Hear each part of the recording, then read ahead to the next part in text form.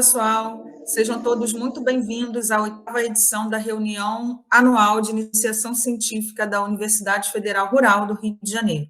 Eu sou Isabelle da Costa Ângelo, professora no Departamento de Epidemiologia e Saúde Pública do Instituto de Veterinária aqui da instituição. E também sou uma das coordenadoras da grande área Ciências Agrárias, juntamente com os professores Murilo e Irene. Olá, eu sou Murilo Machado de Barros, professor do Departamento de Engenharia do Instituto de Tecnologia da Universidade Federal Rural do Rio de Janeiro e também um dos coordenadores da área de Ciências Agrárias. Olá, meu nome é Irene, também sou coordenadora da área de Ciências Agrárias, sou professora do Departamento de Microbiologia e Imunologia Veterinária do Instituto de Veterinária da Rural. Hoje, nós teremos a sessão de apresentações orais da grande área Ciências Agrárias. Cada sessão terá duração de 1 hora, com videopôsteres de 3 minutos cada. A lista de apresentação desses vídeos está disponível no site do evento e aqui também na descrição do vídeo. O autor, apresentador e seu orientador precisam estar presentes na sessão, na sua respectiva apresentação, porque os avaliadores presentes farão a avaliação pelo chat após a apresentação de cada vídeo pôster. O nome dos avaliadores que estarão conosco nessa sessão também está disponível na descrição do vídeo. Aproveitamos a oportunidade para agradecer a todos os avaliadores, tanto pela avaliação dos resumos e agora pela participação na avaliação dos vídeos pôsteres. Muito obrigado por sua contribuição. E dentre os presentes, quem quiser fazer perguntas para os autores, também fiquem à vontade para deixar as suas questões no chat, que com certeza eles irão responder. Outra informação importante, para os autores, é importante que vocês respondam as perguntas dos avaliadores. Lembrem-se que os melhores trabalhos serão premiados no final do evento, e um dos requisitos dessa avaliação é a participação de vocês aqui junto aos avaliadores. Ótimo evento a todos! Bom evento para todos, pessoal. Ótimo evento, pessoal.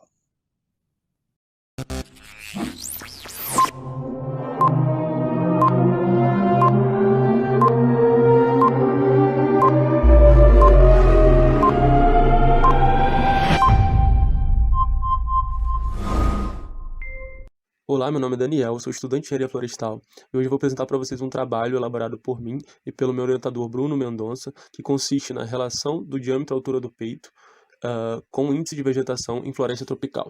A gente sabe que os índices de vegetação são uma forma simples de sintetizar a resposta espectral de determinado ponto da superfície. Eles se utilizam de bandas que têm alta correlação com a resposta fisiológica da vegetação e, consequentemente, com parâmetros de crescimento e desenvolvimento do vegetal. E eles devem ser escolhidos de acordo com o objetivo da análise e com a área em questão, devido à sua alta variedade. O objetivo do trabalho foi correlacionar o DAP de indivíduos arbóreos inventariados com índice de vegetação, entender sua potencial utilização na estimativa do potencial madeireiro de áreas em floresta nativa. Como base raster para a obtenção dos dados espectrais e posterior confecção dos índices de vegetação, foi utilizada uma imagem Landsat 8 do ano de 2013. A base vetorial consiste no banco de dados georreferenciados do inventário florestal realizado na Flora do Paru nos anos de 2013 e 2014. Foram calculados 8 índices de vegetação através da ferramenta Raster Calculator no QGIS e foram utilizados para a confecção desses índices de vegetação as 4 bandas que têm correlação com a resposta fisiológica da vegetação. Os indivíduos foram divididos em 11 classes de DAP com amplitude de 15 centímetros e as classes foram de indivíduos menores do que 55 centímetros de DAP a indivíduos maiores do que 190 centímetros de DAP.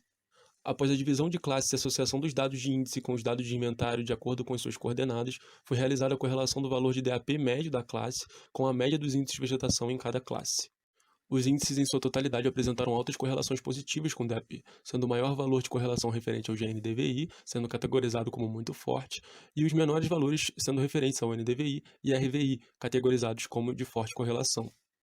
Após o teste de Kruskal-Wallis, as classes superiores e inferiores demonstraram diferença estatística entre si em cada índice, mesmo diante de uma variação de 8,69% entre os coeficientes de variação dos índices GNDVI e NDVI, de maior e menor dispersão respectivamente.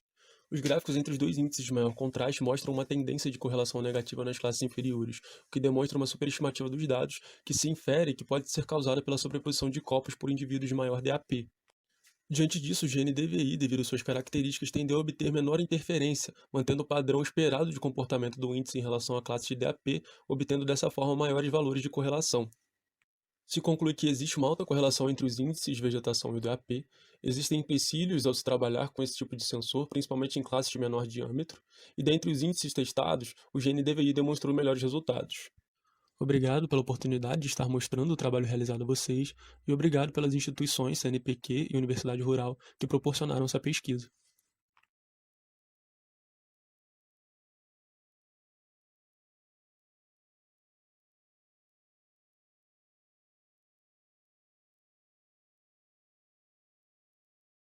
Bom dia, boa tarde, boa noite. Segue a apresentação com o título Avaliação do crescimento de raízes finas do mogno africano plantados em consórcio. Considerando as técnicas realizadas pelo modelo agrícola convencional e seus consequentes impactos no meio ambiente, há uma crescente demanda de ampliação das práticas de manejo sustentável de recursos naturais. O plantio em consociação de espécies e/ou cultivos em sistemas agroflorestais apresentam-se como alternativas de padrão. O objetivo deste trabalho foi ter dados quantitativos sobre a densidade de raízes finas entre o mogno africano, limão Tahiti e braquiária, implantados em sistema agroflorestal. O projeto foi realizado em Leeds, distrito de Rio Claro, Rio de Janeiro. O plantio do sistema foi feito em 2015 com um espaçamento de 5 por 2 metros, intercalando os indivíduos de mogno africano e limão Tahiti, com as entrelinhas ocupadas pela braquiária. Para a avaliação da densidade de raízes finas de mogno africano, limão Tahiti e braquiária, foram demarcados 3 blocos na área, em cada bloco contendo 5 pontos de coleta. Em cada ponto foram coletadas amostras do solo contendo raízes finas nas profundidades de 0 a 10, 10 a 30, 30 a 50 e 50 a 75 centímetros com o auxílio de uma sonda. Esse é o croquis do sistema com seus respectivos pontos de coleta. Ponto 1 próximo ao mogno, ponto 2 próximo ao limão, ponto 3 na linha de referência entre o limão, ponto 4 na linha de referência entre o mogno, ponto 5 na interseção entre eles. Pontos de coleta. As amostras foram lavadas em água corrente utilizando uma peneira de 0,5 mm. As raízes finas vivas com aproximadamente 1 mm de diâmetro foram separadas visualmente das raízes mortas, das impurezas e das espécies presentes. Depois de separadas, elas foram secas em estufas e pesadas em balança analítica. Para análise de resultados, o conjunto de dados foi testado quanto à homogeneidade das variâncias e quanto à distribuição normal. Após, analisou-se a variância através do teste F entre os tratamentos em cada profundidade. Havendo diferenças significativas, comparou-se as diferenças entre os tratamentos. A densidade média geral das raízes finas vivas do sistema agroflorestal foi de 0,02 gramas por decímetro cúbico, observando-se um maior crescimento de raízes na camada superficial do solo e nas camadas subsuperficiais ocorreu diminuição do crescimento das raízes, sendo este 83% menor na camada de 10 a 30, atingindo um decréscimo de 95% na camada de 50 a 75 centímetros. Segue os gráficos com o resultado da pesquisa.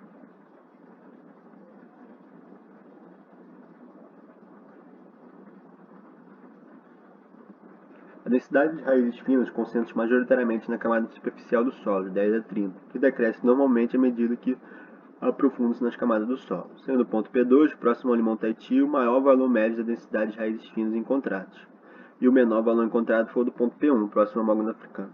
A braquiária foi o que apresentou maior dominância da densidade média de raízes finas do sistema, seguido do limão Tahiti e, por último, o mogno africano.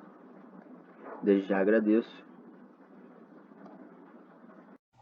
Olá, me chamo Natália da Costa de Matos Maciel e apresento o trabalho Intensidades amostrais para análise geoestatística da altura dominante em povoamento de eucalipto, sob a orientação do professor Emanuel Araújo. A geoestatística é utilizada em inventários florestais, pois permite a espacialização de variáveis como diâmetro, altura e volume.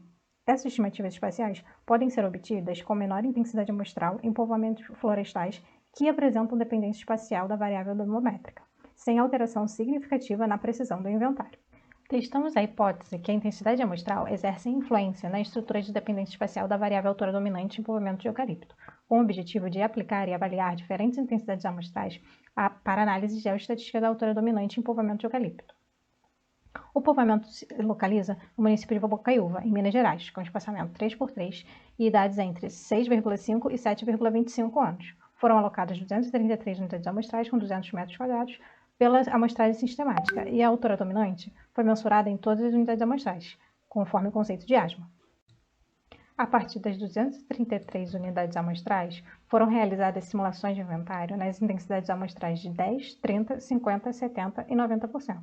A intensidade 100% foi considerada como referência.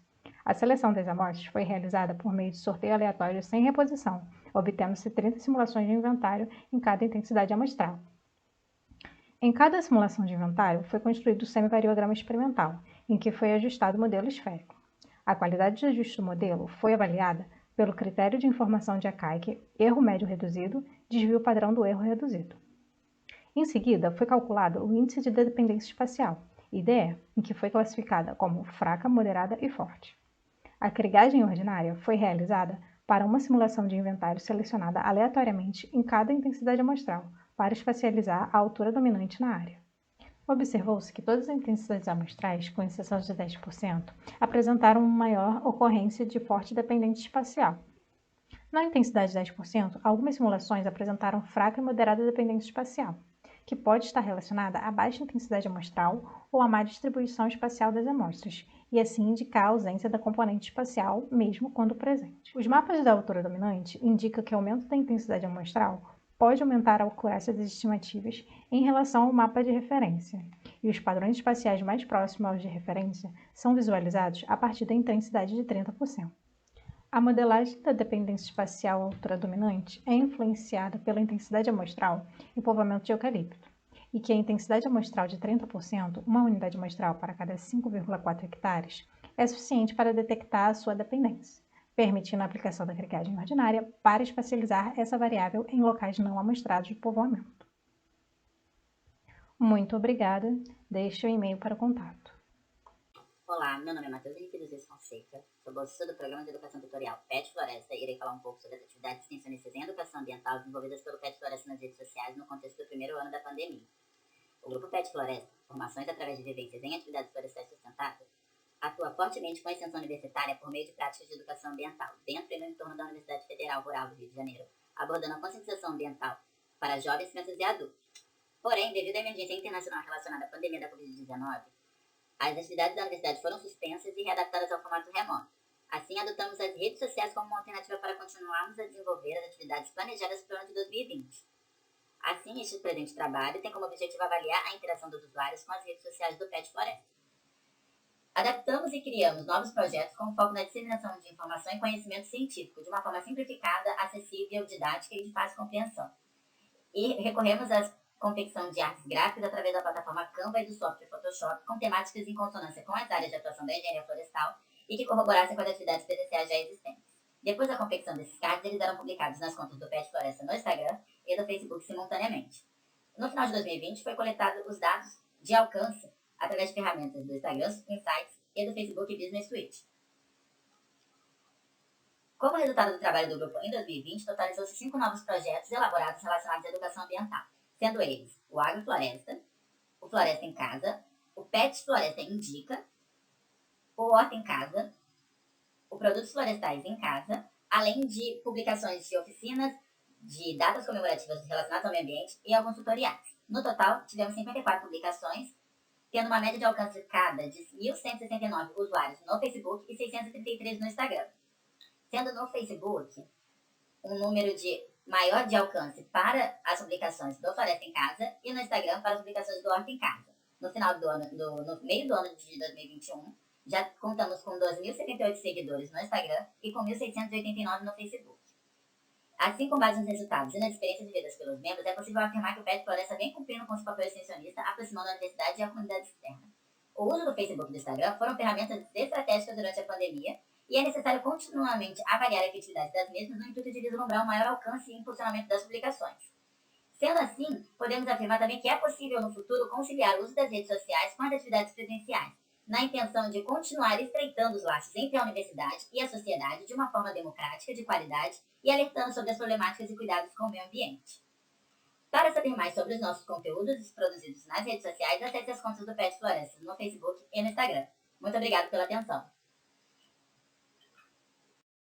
Olá a todos, hoje eu venho apresentar o trabalho intitulado Avaliação do Mercado de Produtos Florestais no Estado do Rio de Janeiro, orientada pela professora Vanessa Maria Basso no Programa Institucional de Iniciação Científica Voluntária. Considerando o cenário do setor florestal em todo o território nacional, nós podemos observar que ao longo dos últimos anos o setor apresentou uma estabilidade econômica muito positiva e manteve a sua participação nas exportações e importações do país. Considerando a área de florestas plantadas do país, nós temos que, no ano de 2019, cerca de 9 milhões de hectares de florestas plantadas, com destaque para alguns estados, como Minas Gerais e Paraná. Nós observamos que o estado do Rio de Janeiro não apresenta tanto destaque no número de áreas plantadas. Dessa forma, nós vamos observar um pouco mais como se comporta o mercado florestal dentro do estado do Rio de Janeiro. Como metodologia, nós utilizamos análise descritiva de dados e buscamos as fontes de dados do IBGE, IBAMA, Firjan e Emater do Rio de Janeiro. Como resultado, a gente começa a observar que o território voltado para a silvicultura no estado do Rio de Janeiro, ele é de apenas 9% de toda a área do estado, com destaque para a região do Médio Paraíba, que tem aproximadamente 11 mil hectares de florestas plantadas, que é essa região de destaque aqui em amarelo no mapa. De toda a produção florestal do estado, basicamente ela é voltada para a produção de lenha, carvão vegetal, escoras e mourões. Observando um pouco mais a estrutura do mercado florestal dentro do estado do Rio de Janeiro, a partir de um estudo do Firjan, a gente conseguiu observar que o setor pode ser subdividido em alguns ramos.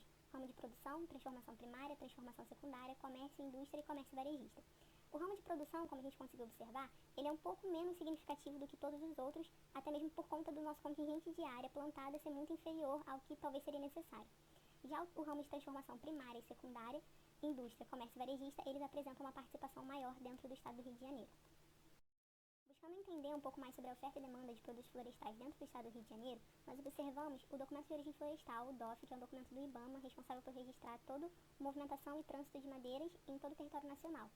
Em 2017, foi registrada aproximadamente 230 mil metros cúbicos de madeira movimentados para o estado do Rio de Janeiro, sendo mais 65% ofertados por outros estados. Ou seja, o Rio de Janeiro possui uma demanda consideravelmente alta de produtos florestais, porém, a oferta do estado não consegue suprir tudo isso. Dessa forma, nós conseguimos observar que o estado possui um considerável potencial para a expansão do mercado florestal, porém, esse avanço ainda é um pouco lento, principalmente por conta das poucas iniciativas públicas que fomentem a permanência e a chegada de novos empreendimentos do setor florestal no estado. Aqui nós temos as referências usadas nessa apresentação. Muito obrigada a todos, eu agradeço a atenção.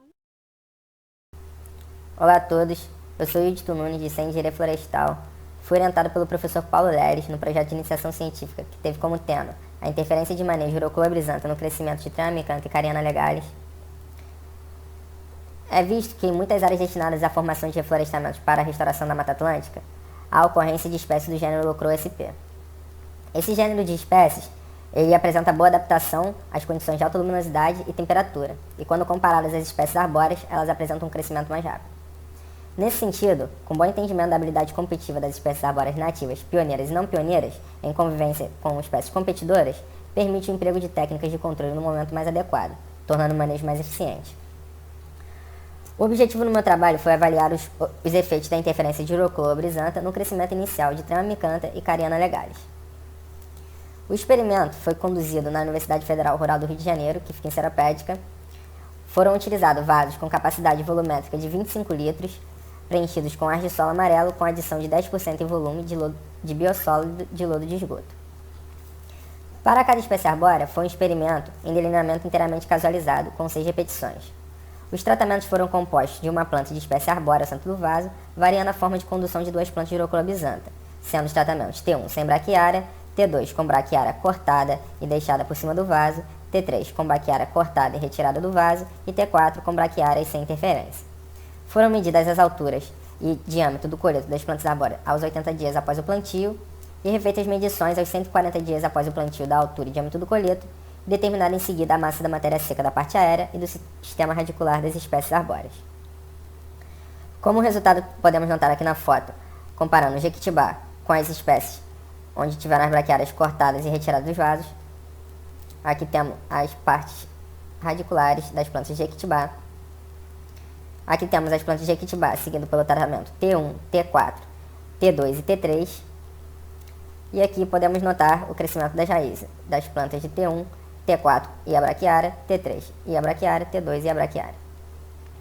Na tabela podemos notar a diferença estatística entre o crescimento da planta de jequitibá sem braquiária, onde teve braquiária que cortou e foi tirado o material por cima. Também podemos notar a diferença da massa seca da parte aérea. E estatisticamente a trema não diferenciou dos tratamentos onde tiveram braquiária e sem braquiária. Constatou-se então que, em média, o crescimento das plantas de trema e canta não foi afetado significativamente pelas duas plantas de Urocolobrizanta por vaso, mas afetou negativamente o crescimento de Cariana legalis, principalmente nos vasos que foi aplicado o corte da parte aérea da braquiária. Recomendando-se então maiores cuidados com o controle de planta de Urocolobrizanta em convivência com as espécies de estágio secundária tardia e clímax. Obrigado a todos. Um viveiro de mudas florestais deve proporcionar boas condições para o crescimento das mudas, tais como água com qualidade e disponibilidade, substrato com características físico-químicas adequadas, oferta equilibrada de nutrientes, boa iluminação, proteção contra ventos e chuvas fortes, entre outros. No entanto, esses fatores não só favorecem o crescimento das espécies florestais, mas também as plantas daninhas, as quais competem diretamente por nutrientes, luz, água e espaço, além das substâncias alelopáticas que podem afetar o crescimento das mudas. A capacidade de supressão de plantas daninhas que a cobertura vegetal morta possui já é conhecida nas culturas agrícolas, porém pouco utilizada em produções de mudas florestais. Objetivou-se avaliar o efeito da utilização de acícula de pinos, casca de arroz e maravalha de madeira, como cobertura morta na produção de mudas de seiva especiosa, visando o controle das plantas daninhas. O experimento foi conduzido no viveiro florestal da Universidade Federal Rural do Rio de Janeiro, em Seropédica, e coletaram-se sementes de seiva especiosa em matrizes localizadas no campus. O substrato foi composto por 50% de terra de subsolo, 40% de composto orgânico de resíduo vegetal e 10% de areia. A semeadura foi realizada no dia 9 de agosto de 2019. Após 28 dias, foi realizado o desbaste, deixando-se apenas uma plântula. Nesse período, realizou-se o controle manual das plantas daninhas e foi colocada a cobertura morta na superfície de cada recipiente. O delineamento experimental foi inteiramente casualizado, no esquema fatorial de 4x3+1, totalizando 13 tratamentos com 5 repetições de 9 mudas. Aos 40, 60, 80 e 100 dias após a semeadura, foram conduzidas mensurações da altura da parte aérea e do diâmetro do coleto. A análise de variâncias resultou em significância para o fator dose, cobertura e na interação dose-cobertura, para a variável altura.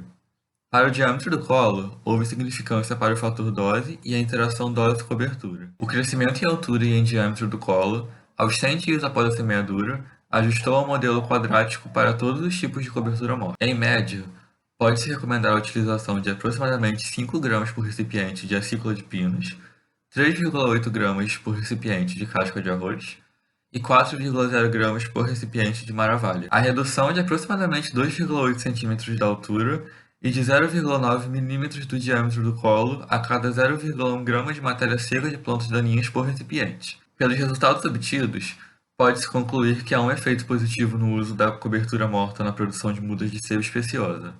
Existem diferenças do resultado das coberturas mortas testadas, possivelmente pelas suas características físicas e químicas. No entanto, pode-se recomendar o uso entre 3 a 5 gramas por recipiente de cobertura morta.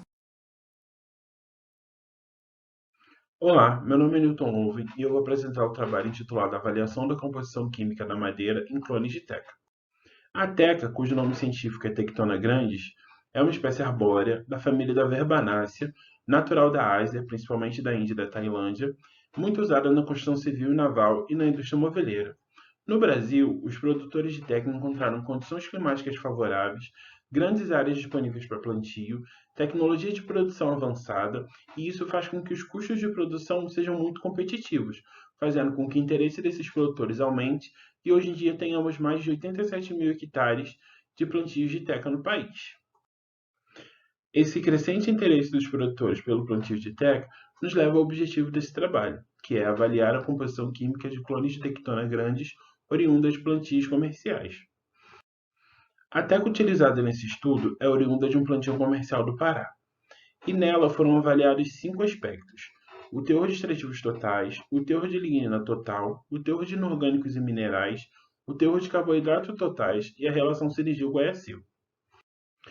Os resultados apresentados nessa pesquisa dizem respeito aos testes experimentais dos procedimentos das características analisadas, Esses resultados foram comparados a autores que também realizaram estudos de plantios de teca no Brasil. A linha 1 corresponde aos resultados deste estudo. A linha 2 corresponde a estudos realizados por Flores 2012 em um plantio de teca em Minas Gerais. A linha 3 corresponde a um estudo realizado por Chagas de 2014 em um plantio no Mato Grosso. E a linha 4 corresponde a um estudo realizado por Pinto em 2017, também num plantio de teca em Mato Grosso. Podemos observar que os resultados foram bem próximos dos encontrados na literatura, com destaque para lignina e carboidrato, que apresentaram valores muito próximos às faixas encontradas nos estudos. E a relação SG, que mostra uma grande concentração de guaiacil na madeira de teca. Com isso, concluímos que a localização do plantio não foi uma variável relevante na composição química. Existe uma grande variação na qualidade da madeira, e há uma necessidade de mais estudos para aperfeiçoamento da composição química da madeira de teca. Aqui estão algumas referências usadas nesse trabalho.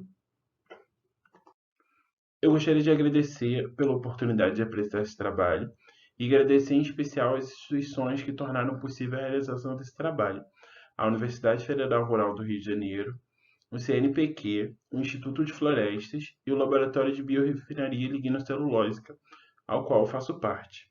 Muito obrigado. Olá, me chamo Leonardo Amador Cruz e, juntamente com os outros autores, apresentaremos o trabalho intitulado Bagaço de cana-de-açúcar com matéria-prima para a fábrica de celulose, uma revisão.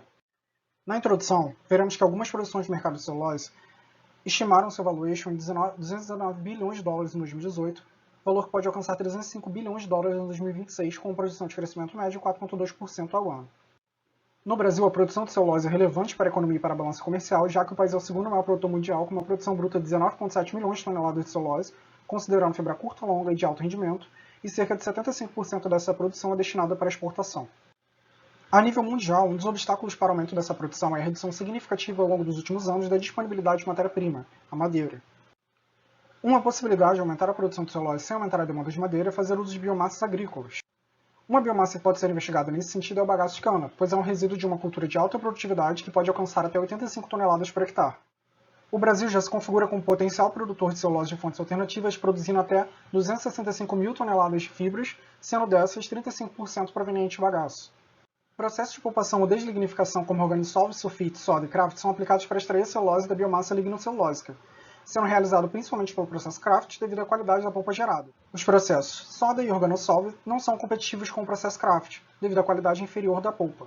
Porém, considerando a pulpação de gramíneas em plataformas de biorefinaria, onde a cadeia de produtos de alto valor agregado pode ser obtida, esses processos podem ser avaliados. O objetivo do presente estudo foi realizar uma ampla revisão sobre o bagaço de cana-de-açúcar quanto ao seu potencial para a extração de celulose em comparação com o eucalipto SP, com base no resultado de caracterização química obtida para as biomassas e seu desempenho descritos para os principais métodos de pulpação. Os materiais foram obtidos por empresas relevantes do setor agrícola e florestal, e a pesquisa fez uso de normas internacionais para o processamento e caracterização química das biomassas. Além disso, realizou-se uma ampla revisão de literatura sobre o desempenho dessas e diferentes métodos de pulpação, com foco em rendimento número K. Como resultado, na tabela 1 encontra-se o percentual de caracterização química do bagaço e do eucalipto, destacando de forma comparativa entre as biomassas, em verde o conteúdo de interesse e a extração de celulose, e em vermelho os que podem ser negativos. Nesse caso, o teor de cinza de 2,2 do bagaço de cana pode estar associado a maior consumo de químicos na pulpação e branqueamento, além disso pode ocasionar incrustação e corrosão de reatores industriais. Na tabela 2 são descritos os dados encontrados para rendimento total e número K para a polpa de eucalipto. Os melhores resultados foram alcançados nos métodos Kraft, Kraft-antraquinona, soda-antraquinona, sulfito alcalino, organosolve-metanol e organosolve-etanol. Na tabela 3 são descritos os dados encontrados para rendimento total e número K para a polpa de bagaço. Os melhores resultados foram alcançados nos métodos Kraft, soda, soda-antraquinona, sulfito alcalino-antraquinona e etanol-soda. A conclusão da pesquisa define-se o bagaço como uma matéria-prima promissora para a extração de celulose, pois é semelhante quimicamente ao eucalipto. Além disso, o alto teor de cinzas, o alto teor de finos e a presença de medula pode dificultar a pulpação e o branqueamento. Mas se esses desafios forem superados, o Brasil pode ser um dos maiores players na produção de celulose livre de madeira. Aqui estão algumas referências bibliográficas necessárias à apresentação e ao resumo. Os autores e todos os envolvidos na pesquisa agradecem a atenção e deixam meu e-mail para contato. Olá, meu nome é Isabela Dias Carvalho, sou discente de Engenharia Florestal da Universidade Federal Rural do Rio de Janeiro e meu trabalho é sobre certificação florestal no continente americano, desafios e oportunidades no cumprimento dos requisitos. Entre as décadas de 1980 e 90, o movimento ambientalista pressionou o mercado de produtos florestais contra as atividades ilegais, que gerou uma criação de um sistema que fornecesse garantias sobre as atividades de manejo florestal. É tão importante falarmos sobre os recursos naturais renováveis que eles são mencionados nos cumprimentos dos 17 ODS. Em 93 foi fundada a FCC. Ela reconhece a prática de manejo nas organizações florestais que buscam se adequar suas atividades às práticas socioambientais. Ela estabeleceu um padrão onde ela avalia os seus princípios e critérios e indicadores, os aspectos econômicos, ambientais e sociais das operações florestais. Bom, na tabela 1 temos os 10 princípios que compõem a FCC Internacional. O objetivo desse trabalho é avaliar a certificação do manejo florestal nos países do continente americano, com o intuito de identificar as influências sobre o processo e as principais dificuldades de adequação das organizações florestais frente aos requisitos dos padrões FCC. Quanto à metodologia, foi feita uma análise descritiva dos relatórios de auditoria das organizações certificadas entre o período de 2014 e 2019. Bom, para as estatísticas foram feitas frequência por princípio no país, média aritmética de não conformidade por ano e por empresa, frequência relativa de conformidade por princípio no país e frequência dos critérios por princípio.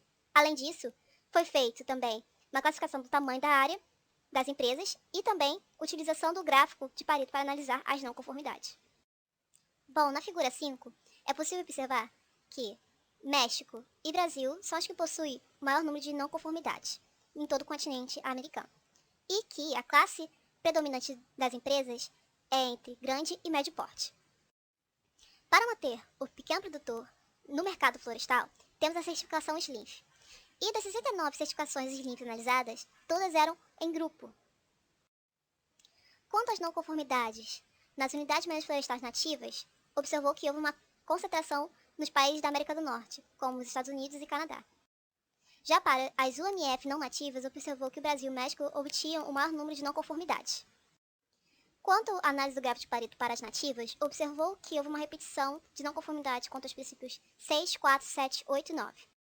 Já para as não nativas, foram 4, 6, 8, 7 e 1. Valendo-se frisar, então, que os princípios 4, 6, 7 e 8 são os que mais ocorrem não conformidades, tanto nas unidades de manejo florestais nativas, quanto as não nativas. Sendo assim, o maior número de inconformidade se encontra na América Latina, e os princípios que possuem o maior número de inconformidade são 4, 6, 7 e 8. Entre 2014 e 2019, o mercado florestal é constituído por empresas de grande a médio porte. A certificação SLINF é majoritariamente feita por certificação SLINF por grupo. E, sim, a certificação florestal é uma ferramenta de melhoria nas relações entre empresa, meio ambiente e população. Aqui temos nossa referência bibliográfica. Muito obrigada e até! Meu nome é Mariana Matos da Silva e eu vou apresentar o trabalho cujo tema é Efeito da incorporação de nanopartículas de prata na proteção da madeira de Hevea brasiliensis contra a ação de organismos xilófagos em condições de campo. Atualmente, o mercado madeireiro busca por alternativas de produtos e processos que visem o aumento da durabilidade natural da madeira, almejando assim a otimização do uso desse material. Um desses métodos pode ser realizado pela incorporação de nanopartículas de prata, que foi a técnica utilizada para a realização deste trabalho. O objetivo desse trabalho foi avaliar o efeito da incorporação de nanopartículas de prata na madeira de Hevea brasiliensis, provinda de dois clones distintos, PB311 e MDF-180, submetidas à deterioração em campo de apodrecimento por 8 meses e sob a inibição da ação de térmitas da espécie nas utitérmios macrocéfalos por 45 dias. Para a realização deste trabalho, as amostras foram submetidas à incorporação de nanopartículas de prata pelo método de imersão após o vácuo inicial. Então, para cada clone, houve 3 condições de tratamento: sem tratamento, com vácuo inicial de 30 minutos e com vácuo inicial de 1 hora. Em relação ao delineamento sobre condições de campo de apodrecimento, foi avaliado o estado de sanidade das amostras, onde quanto mais sadias as amostras se apresentavam, maior o índice de deterioração que elas recebiam. Com relação ao ataque dos cupins, foi avaliado o tipo de desgaste. Então, quanto mais sadias as amostras se apresentavam, maior a nota que era atribuída a elas. Em relação aos resultados, no experimento do campo de apodrecimento, podemos observar que para o clone PB311, as amostras que foram submetidas à incorporação de nanopartículas de prata apresentaram um índice de deterioração superior em relação ao tratamento testemunha, demonstrando assim que houve agregação de resistência por conta do tratamento com nanopartículas de prata. Em relação ao clone MDF, ao comparar os índices de deterioração, podemos observar que não houve agregação de resistência devido ao tratamento com nanopartículas de prata. Com relação ao ataque de cupins, podemos observar um resultado semelhante. Então, no clone PB311, as amostras que foram submetidas ao tratamento tiveram nota de desgaste superior em relação ao tratamento testemunha. E no clone MDF-180, não podemos ver esse resultado, mostrando que não houve agregação de resistência. Com isso, podemos concluir que as nanopartículas de prata têm potencial para aumentar a resistência à ação de organismos xilófagos na madeira de Hevea brasiliensis em função do clone desta árvore, sendo que a madeira provida do clone PB311 houve agregação de resistência e na madeira MDF-180 não. Muito obrigada. Bom dia a todos. Meu nome é Lohana Araújo Haddad, sou aluna de Engenharia Florestal da Universidade Federal Rural do Rio de Janeiro e bolsista PIBIC. O título do trabalho é Propriedades Acústicas da Madeira de Pinus caribeia, variedade caribeia, após a inserção de estrela. Ela é um material bastante renovável, então, desde que homem é homem, a madeira ela vem sendo utilizada para a confecção de instrumentos musicais. Então, principalmente devido à sua boa capacidade de ressonância. Só que ela também possui algumas peculiaridades, alguns pontos negativos, e principalmente associadas às mudanças atmosféricas, que acabam limitando o uso desse material. O objetivo desse trabalho foi analisar os efeitos do tratamento físico-químico, na impregnação com extrativos, no desempenho acústico da madeira de albuno de Pinus caribeia, sobre os diferentes níveis de impregnação. Então, foram utilizadas amostras de cerne e albuno da madeira de Pinus caribeia. Essas amostras foram então pesadas e medidas para obter o cálculo de volume e da densidade aparente. Depois foi feito um pré-teste de absorção de água. Depois foi feito o tratamento da madeira de albuno pela simples lixiviação em água e pela impregnação com extrativo de pau-brasil. Então, aqui a gente só tratou as madeiras de albuno. E depois foram realizados os testes acústicos. A gente também obteve os cálculos de extrativos em cada fase de impregnação. E também fizemos as avaliações físico-acústicas da madeira de cerne não tratada. Então, os primeiros resultados que a gente obteve foram dos testes acústicos. Então, foram realizados esses testes tanto na madeira de albuno quanto na madeira de cerne. Então, com esses valores, a gente consegue perceber que a madeira de albuno ela possui propriedades mecânicas melhores do que a de cerne. Então, ela apresentou aqui um módulo dinâmico maior do que a de cerne, apresentou uma atenuação acústica menor do que a de cerne, além de uma frequência natural maior. Ou seja, ela nos mostra que possui propriedades acústicas melhores, ou seja, é uma madeira mais ressonante. Aqui a gente já tem os resultados dos testes das madeiras tratadas, ou seja, as madeiras de albuno, né? Então aqui a gente leva em consideração as amostras de controle, né? As que foram lixiviadas e as que foram impregnadas com extrativo. Levando em consideração a frequência natural, a gente não viu nenhuma diferença significativa, ou seja, nenhuma diferença estatística. Já na atenuação, a gente percebe que, comparando-se com a amostra controle, quando a gente impregna essas amostras com extrativo, a gente percebe que há uma redução nessa atenuação. Ou seja, isso é importante porque isso faz a gente entender que o som ele vai passar pelo menor atrito interno, ou seja, ele vai ter uma melhor durabilidade de propagação.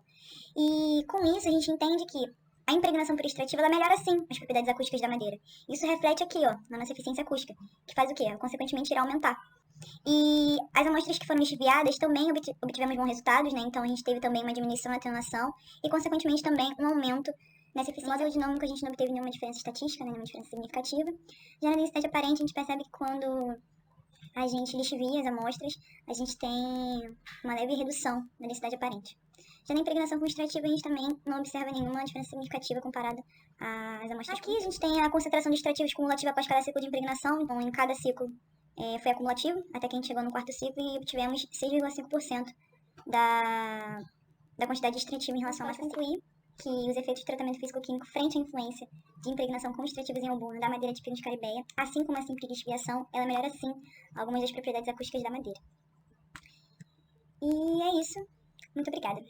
Olá, eu sou Karina Ferreira e irei apresentar o trabalho intitulado de Gerenciamento de Resíduos Madeireiros no Laboratório de Processamento da Madeira do Departamento de Produtos Florestais do Instituto de Floresta da UFRJ.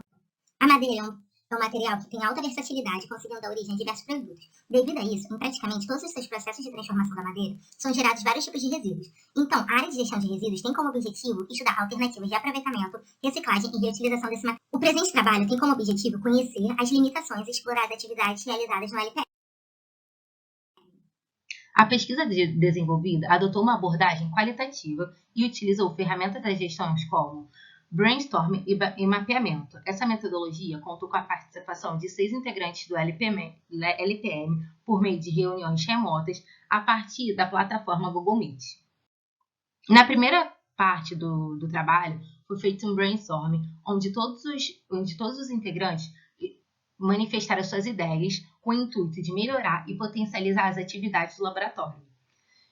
Nesse momento, foram levantados vários itens que se enquadraram em 3 categorias, sendo eles infraestrutura, gestão organizacional e disponibilidade de equipamento. Foi possível ver que esses itens estavam muito relacionados com os investimentos que eram feitos dentro do laboratório, que necessitam de melhorias e investimento para melhorar a qualidade de toda a pesquisa feita e também o conforto de todos os integrantes que utilizam o laboratório. Na segunda etapa, foi feito um mapeamento de processos, que foi possível identificar as atividades realizadas dentro do laboratório e gerar fluxograma. Então, a partir disso, foram gerados 3 fluxogramas: o primeiro de atividade de campo, o segundo de obtenção de corpo de prova e o terceiro de obtenção de tábuas. A vantagem dos fluxogramas é que eles facilitam a visualização e compreensão de todo o processo que ocorre dentro do laboratório e também auxilia na localização de erros e deficiência na produção. Em ambos os processos realizados, observou-se que teve um número significativo de participação dos integrantes do LPM, e todo esse processo inicial é muito importante para conhecer a atual situação do laboratório. Podemos concluir que os resultados obtidos, se eles forem empregados no laboratório de forma correta, o LPM tem uma ampla possibilidade de melhorar a qualidade dos projetos desenvolvidos, além da sua credibilidade. A alta percentagem de participação dos indivíduos nessa pesquisa mostra um desejo de melhora na qualidade e organização do laboratório por parte deles.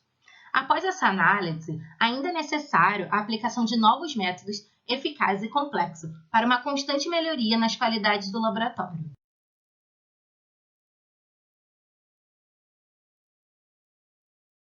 Olá a todos, meu nome é Matias Peter da Silva e sob a orientação do professor Acaso Geraldo de Carvalho, participei do projeto intitulado Deterioração Natural da Madeira de Espécies Florestais. A madeira apresenta grande potencial econômico, como pode ser observado nesta imagem. Entretanto, está sujeita à ação de diferentes agentes deterioradores, principalmente agentes biológicos, que quando atuam sobre a madeira reduzem a sua durabilidade natural e, consequentemente, a sua vida útil. Por isso, o objetivo do nosso trabalho foi analisar a durabilidade natural de 6 espécies florestais comercializadas tipicamente em estabelecimentos especializados no estado do Rio de Janeiro. Para isso, foram obtidas amostras em um estabelecimento especializado no município de Seropédica e confeccionados corpos de prova com as seguintes dimensões: 2 cm de espessura por 2 cm de altura por 30 cm de comprimento, totalizando 60 amostras, 10 amostras para cada espécie. No laboratório, essas amostras foram submetidas à aclimatação até peso constante, após a primeira pesagem de controle. No campo de apodrecimento, por sua vez, as amostras foram distribuídas em 10 blocos mistos, com um espaçamento entre blocos de 10 cm, e cada amostra foi inserida 15 cm no solo, com espaçamento entre amostras de 5 cm. É importante dizer que foram realizadas 10 inspeções ao campo, com intervalos de 15 dias, com o objetivo de obter dados. Em virtude da atual pandemia de Covid-19, serão apresentados apenas os dados que foram observados durante as visitas ao campo. Entre estes, destaca-se que não ocorreu a presença ou indícios de ataque de insetos xilófagos na porção aérea das amostras, como nesta imagem indica. Além disso, outro ponto importante foi que houve a presença frequente de fungos nas amostras de cumaru, como indicado nessa sequência de imagens da mesma amostra. Outro ponto importante foi a mudança nas características físicas das amostras, bastante evidente, principalmente quando observamos as amostras mais claras, que perderam sua tonalidade característica. Além disso, as amostras de Massaranduba apresentaram ligeiras rachaduras, que infelizmente não foram registradas por meio de fotografias. Em um momento oportuno, assim será. Portanto, podemos dizer que, durante o período de observação, estas amostras não apresentaram qualquer indício de ataques de insetos xilófagos. Entretanto, houve perda em suas características físicas, principalmente as relacionadas com a sua coloração natural.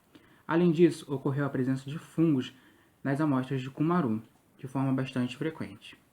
Gostaria de agradecer pela atenção e desejo um bom evento a todos.